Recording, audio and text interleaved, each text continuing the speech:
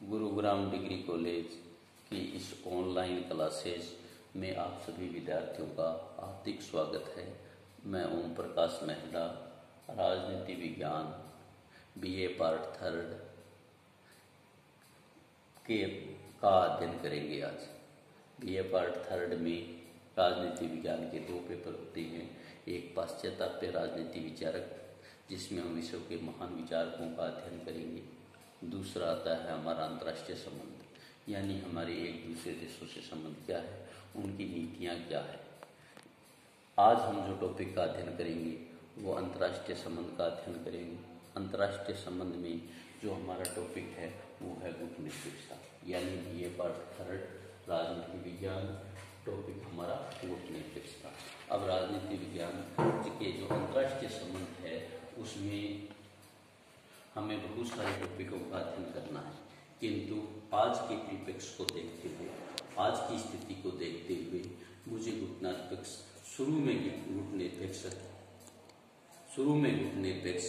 आंदोलन, शुरू में गुटनिरपेक्ष टॉपिक को समझाना जरूरी समझा। इसलिए आज हम गुटनिरपेक्ष की बात करेंगे, गुटनिरपेक्षता की बात करेंगे। गुटनिरपेक्षता की बात कहाँ से शुरू हुई, कहाँ से शुरू हुई और कैसे इसको विश्व ने अपनाया, इस बारे में हम पूरा अध्ययन आज के टॉपिक में करेंगे। गुटनिरपेक्षता, जैसा कि नाम से हमें गुटनिरपेक्षता के लिए 3 टॉपिकों का अध्ययन करना है। नंबर 1 आता है हमें इसकी परिभाषा ही क्या है, उद्देश्य क्या है। नंबर 2 आता है विशेषता और आज के समय इसकी प्रासंगिकता क्या है। जैसा कि मैंने आपको बताया, आज के समय में एक दूसरे देश विश्व के दूसरे देशों में शांति बनाए रखने का प्रयास करते हैं। ये जब शांति बनाए रखने की स्थिति है, इस स्थिति में गुटनिरपेक्षता अपने आप में महत्वपूर्ण स्थान रखता है। हम गुटनिरपेक्षता की प्रथम में प्रस्तावना की बात करते हैं कि गुटनिरपेक्षता कहाँ से कैसे शुरू हुआ। विश्व 50 वर्षों में और मेरा माने तो 20 वर्षों में, यानी 1915 से लेकर 1945 तक 2 विश्व युद्ध खेल चुका था। अब ये 2 विश्व युद्ध चले, 2 बड़े बड़े विश्व युद्ध हुए, जिससे विश्व आर्थिक रूप से कमजोर हो गया था। विश्व में बड़ी बड़ी शक्तियों का वर्चस्व हो गया था। ये जो 2 विश्व युद्ध हुए, इन 2 विश्व युद्धों के बाद जो अंतर्राष्ट्रीय राजनीति में परिवर्तन आया, अंतर्राष्ट्रीय राजनीति में व्यापक परिवर्तन हुआ। उन परिवर्तनों के बाद, उन परिवर्तन जो लाने वाले थे द्वितीय विश्व युद्ध के बाद की स्थिति में, उसमें गुटनिरपेक्षता का विशेष योगदान है। गुटनिरपेक्ष जो आंदोलन था, गुटनिरपेक्षता थी, वो कोई संयोग नहीं था या अचानक नहीं था, अपितु एक सुविचारित धारणा थी। इसका उद्देश्य ये था, गुटनिरपेक्ष का मुख्य उद्देश्य ये था कि जो नव स्वतंत्र देश हुए सेकेंड वर्ल्ड वॉर के बाद, जो उपनिवेश से जिन देशों ने स्वतंत्रता पाई, उन देशों की स्वतंत्रता को रक्षा करने के लिए, उन देशों की स्वतंत्रताओं को रोकने के लिए एक मुख्य कारण था गुटनिरपेक्षता। गुटनिरपेक्षता अवधारणा में मूल धारणा ये थी कि साम्राज्यवाद और जो मजबूत शक्तियां थी या जो उपनिवेशवादी शक्तियां थी, उन शक्तिशाली गुटों से अपने आप को स्वतंत्र रखना गुटनिरपेक्षता की बात थी। शुरू में 1961 में 3 देशों ने गुटनिरपेक्षता आंदोलन प्रथम बार किया, गुटनिरपेक्ष सम्मेलन प्रथम बार किया। उस सम्मेलन में मात्र 20 देश थे। उन देशों की संख्या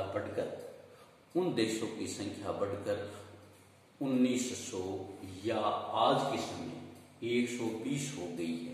ये हमारी प्रस्तावना है कि गुटनिरपेक्षता क्या है। जैसा कि शब्द से स्पष्ट होता है, गुटनिरपेक्ष किसी भी गुट से हमें दूर रहना, ये विश्व की राजनीति में मुख्य था। आगे आता है गुटनिरपेक्षता आंदोलन का उद्देश्य। इसका उद्देश्य कैसे हुआ या इसकी शुरुआत कैसे हुई, सबसे बड़ी बात है शुरुआत या उद्देश्य, यानी गुटनिरपेक्ष आंदोलन हमारा उद्देश्य कैसे हुआ।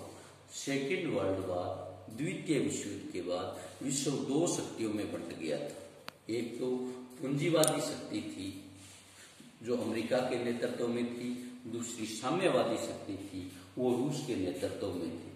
अब ऐसी स्थिति में दूसरे जो राष्ट्र थे एशिया अफ्रीका महाद्वीप के राज्य जो पूर्ण रूप से स्वतंत्र हुए थे द्वितीय विश्व युद्ध के बाद 1940-45 के बाद, उन देशों ने यह सोचा कि हम सब लोग इस प्रकार से कार्य करें कि हम पर किसी प्रकार का कोई दबाव न हो।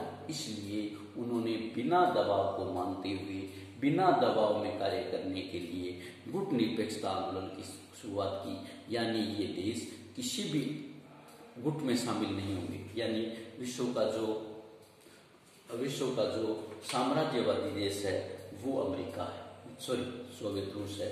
सोवियत रूस के साम्राज्यवाद से भी बचना है और अमेरिका के पूंजीवाद से भी बचना है।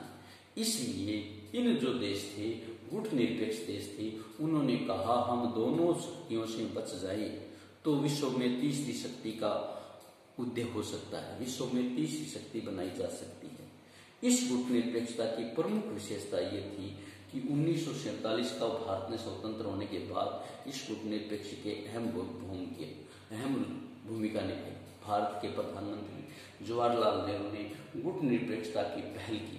उन्होंने गुट निरपेक्षता की पहल करके यूगोस्लाविया के राष्ट्रपति मार्शल टीटी और मिस्र के राष्ट्रपति नासिर के साथ मिलकर 1961 में एक सम्मेलन बुलाया, गुट निरपेक्ष सम्मेलन बुलाया और उन्होंने गुट निरपेक्षता को तैयार करने का एक उत्प्रेरक का कार्य किया। अब ये गुट निरपेक्षता का कार्य ये हुआ कि जब विश्व 2 युद्ध झेल चुका था, इसके बाद विश्व में 2 शक्तियों का उदय हो गया था, एक साम्यवादी रूस और दूसरा पूंजीवादी अमेरिका। अब दोनों शक्तियों से बचने के लिए गुट निरपेक्ष का कार्य किया, दोनों शक्तियों से दूर रहने के लिए गुट निरपेक्ष का कार्य किया। इसकी पहल करने में भारत का अहम रोल रहा, इसकी पहल करने में भारत का मुख्य योगदान रहा। कुछ जो उस समय की स्थितियां थी, उस समय का माहौल था, उस समय के माहौल और उस समय की स्थितियों ने इस बात को विश्व के जो उपनिवेशवाद से स्वतंत्रता प्राप्त की थी, उन देशों के सामने ये स्थिति पैदा हो गई थी कि हमें गुट निरपेक्ष से बचना है। अब नेक्स्ट बात करते हैं हम गुट निरपेक्ष अर्थ और परिभाषा। गुट निरपेक्ष की अर्थ और परिभाषा क्या है? गुट निरपेक्ष की हम बात करें तो ये नीति पिछले 5 दशकों से चल रही है। यानी सन 1961 से प्रथम सम्मेलन हुआ था, उसके बाद से लेकर आज तक 5 देशों में चल रही है। संयुक्त राष्ट्र संघ के जितने भी देश हैं, उन देशों की 2/3 सदस्यों ने, उन देशों के 2/3 सदस्यों ने गुट निरपेक्ष आंदोलन को अपना लिया है। अब इस राजनीति में गुट निरपेक्षता का सही अर्थ हम समझते हैं। सही अर्थ हम किस प्रकार से समझते हैं? प्रथम तो एक कारण ये था कि गुट निरपेक्षता जो आंदोलन था उसमें भ्रांतियां फैल गई थी। दूसरा ये था 3/4 सदस्य गुट निरपेक्षता का सही अर्थ नहीं समझते थे। तीसरा ये था कि गुट निरपेक्षता एक सर्वमान्य मंच है, वहां प्रत्येक गुट निरपेक्ष अपनी व्यक्तिगत तथा विश्व में पहचान रखता है। अब गुट निरपेक्ष जो आंदोलन हुआ, गुट निरपेक्ष आंदोलन को जो स्वीकार करते हैं, इसकी परिभाषा को समझते हैं। इसकी परिभाषा को समझने के लिए डॉक्टर एम एस राजन ने 6 धारणाएं मुख्य रूप से स्पष्ट किए। इन 6 धारणाओं के द्वारा हम गुट निरपेक्ष आंदोलन को समझ सकते हैं, हम गुट निरपेक्षता को समझ सकते हैं। इन 6 धारणाओं में नंबर 1 आता है अलगाववाद। अलगाववाद का मतलब ये है कि हम ऐसी किसी भी नीति का समर्थन नहीं करते, हम ऐसी कोई भी नीति का समर्थन नहीं करते जिस नीति द्वारा जिससे विश्व की राजनीति में कम से कम भाग लिया जा सके, या हम बिल्कुल अलग रहे। अलगाववाद मतलब जिस नीति से विश्व की जो राजनीति है उसमें कम से कम भाग लिया जा सके या फिर हम अलग रहे उस नीति से, ऐसी जो नीति थी अलगाववाद की नीति थी। नंबर 2 आता है अप्रतिबद्धता। इसका अभिप्राय यह है कि किन्हीं दो शक्तियों से हमें किसी से संबंध नहीं होना है, किसी से अटैच नहीं होना है, किसी से लगाव नहीं रखना है। ये अप्रतिबद्धता है। वो अप्रतिबद्धता में हम किसी भी देश से किसी के साथ पूर्ण रूप से प्रतिबद्ध नहीं होना। अप्रतिबद्धता पूर्ण रूप से प्रतिबद्ध नहीं होना किसी भी शक्ति, मतलब साम्यवाद और पूंजीवाद। नंबर 3 आता है तटस्थता। नंबर 3 आता है तटस्थता। अब हम बात करते हैं तटस्थता की, यानी हम दो बातें की, अलगाववाद, किसी से लगाव नहीं, सीधी सी बात। अप्रतिबद्धता, किसी से प्रतिबद्ध नहीं। तटस्थता यानी विश्व की जो दो शक्तियां हैं, कौन कौन सी दो शक्तियां? एक साम्यवाद, दूसरा पूंजीवाद। सेकेंड वर्ल्ड वॉर क्या है? पूंजीवाद और साम्यवाद। दोनों शक्तियों से हमें तटस्थ रहना है, पूर्णतः तटस्थ रहना है। हमें किसी से कोई लगाव नहीं रखना है। यानी तटस्थता का मतलब यह है कि अपने देश या एक देश को कानूनी तथा राजनीतिक स्थिति ऐसी हो कि किसी भी युद्ध में किसी भी योद्धा के साथ शामिल न हो, तटस्थ है। नेक्स्ट आता है तटस्थीकरण। तटस्थीकरण का मतलब यह है कि एक देश हमेशा इसके देश के लिए तटस्थ रहेगा, कि तटस्थीकरण की स्थिति को नहीं छोड़ सकता, तटस्थता को नहीं छोड़ सकता। स्विट्जरलैंड इसी स्वरूप में राज्य का एक महत्वपूर्ण उदाहरण है। स्विट्जरलैंड में कभी भी किसी भी देश की, कभी भी किसी भी देश के युद्ध में भाग नहीं लिया आज तक। यानी स्विट्जरलैंड का हम उदाहरण लेके यह कह सकते हैं कि उसने अलगाववाद भी रखा है, अप्रतिबद्धता भी रखी है, तटस्थता भी रखा है और तटस्थीकरण भी रखा है। नेक्स्ट आता है एक पक्षवाद। एक पक्षवाद अर्थात इस सिद्धांत के आगे इस बात पर बिल्कुल ध्यान नहीं देता कि अन्य देश ऐसा करता है, हमें ऐसा नहीं करना है।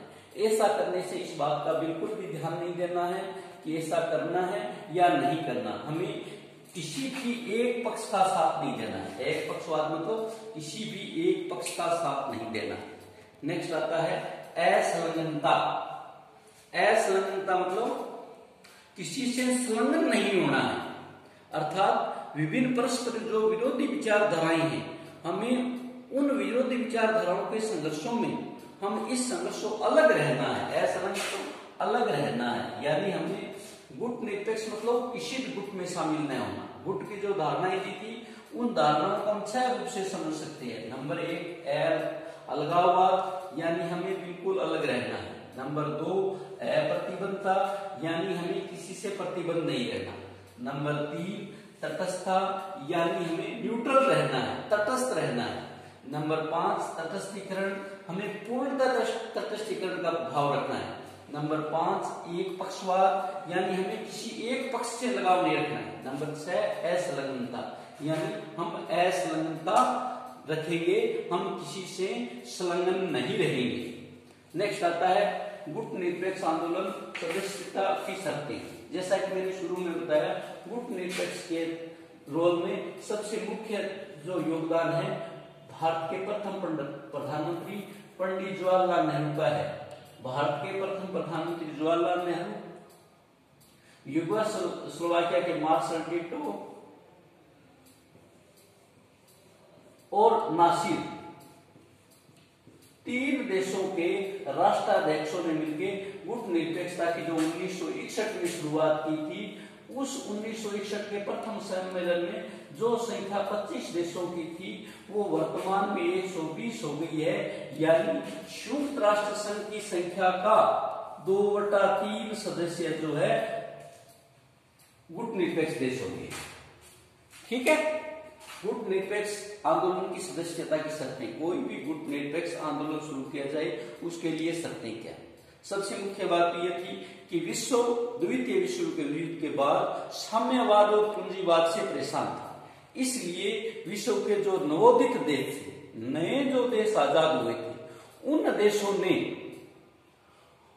देशों ने सभी ने मिलकर एक तीसरी शक्ति के रूप में गुट निरपेक्ष का आंदोलन का उद्देश्य किया। तीसरे देशों ने एक गुट निरपेक्ष देश का समूह बनाया। इसके बारे में पंडित जवाहरलाल नेहरू जी का कहना था कि हम विश्व की तीसरी शक्ति बन सकते हैं। फिर भी ज्यादा शर्तें तो निश्चित नहीं हो पाई थी, किंतु फिर भी उसमें 5 शर्तें मुख्य थी गुट निरपेक्षता आंदोलन में। नंबर 1, सदस्य देश स्वतंत्र नीति पर चलेगा। कोई भी सदस्य देश जो गुट निरपेक्ष का सदस्य है वो पूर्ण रूप से स्वतंत्र नीति पर चलेगा। विश्व का कोई भी देश है वो स्वतंत्र नीति पर चलेगा। दूसरा, द्वितीय विश्व युद्ध से पहले उपनिवेश का चलन था। विश्व में औद्योगिक क्रांति हुई, औद्योगिक क्रांति के कारण विश्व में कच्चे माल की कमी हुई। कच्चे माल की औद्योगिक तकनीक, वैज्ञानिक तकनीकें थे नहीं, इसलिए कच्चे माल की पूर्ति करने के लिए विश्व के 2 देशों ने अधिकतर विश्व को अपना उपनिवेश बनाया। तो दूसरा, जो ये सारे गुट निरपेक्ष देश थे उपनिवेशवाद से पीड़ित थे, इसलिए ये सारे के सारे देश उपनिवेश का विरोध करेंगे। तीसरा है, जो साम्यवाद और पूंजीवाद था, उनकी जो लड़ाई थी, उनके जो झगड़े थे वो सैनिकों से थे, तो उनके पास मजबूत सैनिक गुट था। इसलिए इस आंदोलन द्वारा उस सैनिक गुट का सदस्य नहीं होना कि गुट निरपेक्ष जो 120 देश है ये प्रत्यक्ष रूप से किसी भी सैनिक संगठन के सदस्य नहीं है, किसी भी सैनिक गुट के सदस्य नहीं है। चौथा, बड़ी ताकत के साथ द्विपक्षीय समझौता न हो। देखो, इसका मतलब ऐसा नहीं है कि वो अपने व्यापार के लिए समझौता न करे। बड़ी शक्ति के लिए इसलिए कोई देश समझौता नहीं करेगा जब दूसरे देश का अहित होता हो। हम उस एक किसी बड़े देश के साथ मिलके, बड़ी शक्ति के साथ मिलके इसलिए उसको समझौता कर लेते हैं कि वो दूसरे को नुकसान पहुंचाए, तो ऐसा किसी भी समझौते में हमें उनके साथ नहीं मिलना है। नंबर 5 आता है, किसी भी बड़ी शक्ति को सैनिक अड्डा बनने की स्वीकृति नहीं देगा। यानी गुट निरपेक्ष आंदोलन अपनी स्वतंत्र नीति पर चलेगा। नंबर 1, उपनिवेशवाद का विरोध करेगा। नंबर 3, किसी सैनिक गुट का सदस्य नहीं होगा। नंबर 4, बड़ी ताकत के साथ द्विपक्षीय समझौता नहीं करेगा। नंबर 5, बड़ी शक्ति को सैनिक शक्ति का अड्डा बनने नहीं देगा। ये 5 शर्तें हम गुट निरपेक्ष आंदोलन की मान सकते हैं। गुट निरपेक्ष आंदोलन से 5 शर्तों को हम प्रोत्साहित कर सकते हैं। नेक्स्ट हमारा पॉइंट आता है गुट निरपेक्षता को प्रोत्साहन करने वाले कारण। उनके कारण क्या क्या है? देखो, कोई भी स्थिति पैदा होती है, कोई भी आंदोलन या कोई भी समूह तैयार होता है, उस समूह में हमें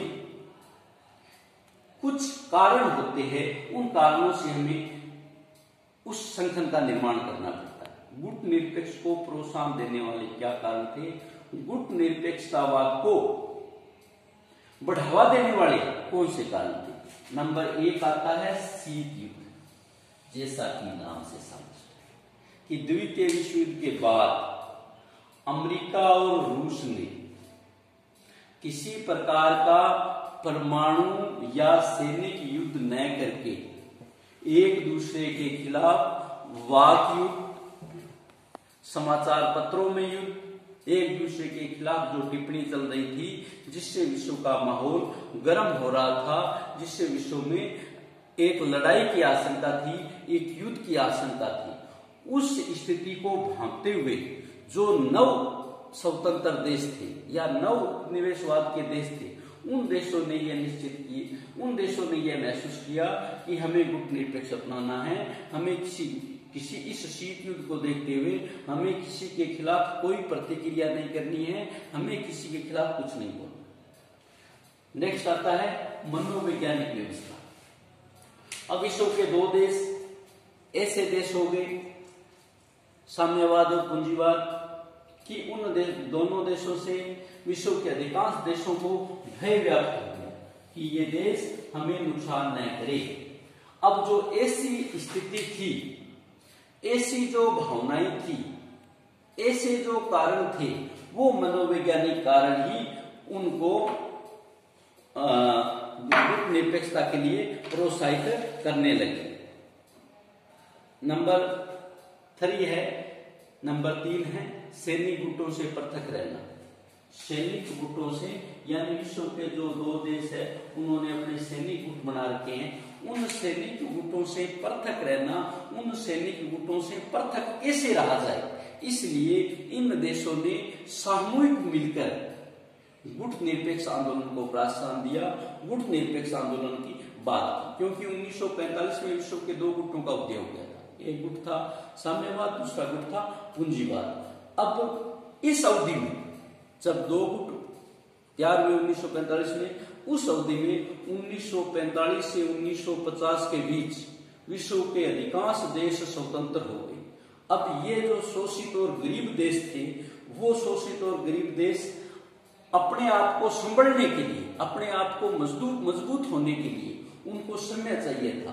अब वो किसी भी गुट में राजनीतिक दृष्टि से लिप्त हो जाते हैं या उनके चक्रव्यूह में फंस जाते हैं, तो वो उस समय को नहीं पनप सकते, इसलिए उन्हें इस गुट से पूर्ण रहने के, स्वतंत्र रहने के लिए गुट निरपेक्षता को प्रोत्साहन दिया। नंबर 4 आता है अपने पृथक और विशिष्ट वैचारिक स्वरूप की अक्षुण्ण बनाए रखने की अभिलाषा। अब सभी देशों में मानव स्वभाव है कि वो अपनी एक अलग पहचान रखता है, इसलिए ये जो नवोपनिवेशवाद थे, गुट निरपेक्ष देश थे, इन्होंने अपनी पहचान बनाए रखने की इच्छा से गुट निरपेक्ष आंदोलन में रखा। नंबर 5 आता है स्वतंत्र विदेश नीति। प्रत्येक देश विश्व का अपनी स्वतंत्र विदेश नीति रखता है। अब उस स्वतंत्र विदेश नीति में उस विदेश नीति को दूसरा देश प्रभावित न करे, इसलिए उन्होंने गुट निरपेक्ष आंदोलन को प्रोत्साहन दिया। नंबर 5 आता है आर्थिक कारण। ये देश, जितने भी देश थे, ये आर्थिक रूप से कमजोर थे। अब आर्थिक रूप से कमजोर होने के लिए, उन्हें मजबूत होने के लिए समय चाहिए था, इसलिए उन्होंने गुट निरपेक्ष आंदोलन को प्रोत्साहन दिया और गुट निरपेक्ष आंदोलन में भाग लिया। एक बात मैं आपको स्पीडली बता देता हूँ। गुट निरपेक्ष आंदोलन का नंबर 1 प्रस्तावना में करेंगे, नंबर 2 उसका उदय कैसे हुआ, नंबर 3 गुट ने अर्थ और परिभाषा को 6 धारणाओं में स्पष्ट किया। अलगाववाद, अप्रतिबद्धता, तटस्थता, तटस्थीकरण, एक पक्षवाद, असंलग्नता। फिर गुट निरपेक्ष आंदोलन की शर्तें 5 शर्तें, वो किसी स्वतंत्र नीति होगी, उपनिवेशवाद का विरोध होगा, सैनिक गुट का सदस्य नहीं होगा, किसी बड़ी शक्ति के साथ समझौता नहीं करेगा, सैनिक अड्डा नहीं बनने देगा। नंबर 4 प्रोत्साहन करने वाले तत्व भी 6 है। Thank you. ये प्रोत्साहन करने वाले जो 6 तत्व है, इन 6 तत्वों में हमें सीट, मनोवैज्ञानिक व्यवस्था, सैनिक गुटों से पृथक रहना, अपने पृथक तथा विशिष्ट वैचारिक स्वरूप को अक्षुण्ण बनाए रखने की शक्ति, अभिलाषा और आर्थिक कारण, ये सभी हम गुट निरपेक्षता को प्रोत्साहन करने वाले, गुट निरपेक्षता को बढ़ाने वाले कारक है। थैंक यू, धन्यवाद।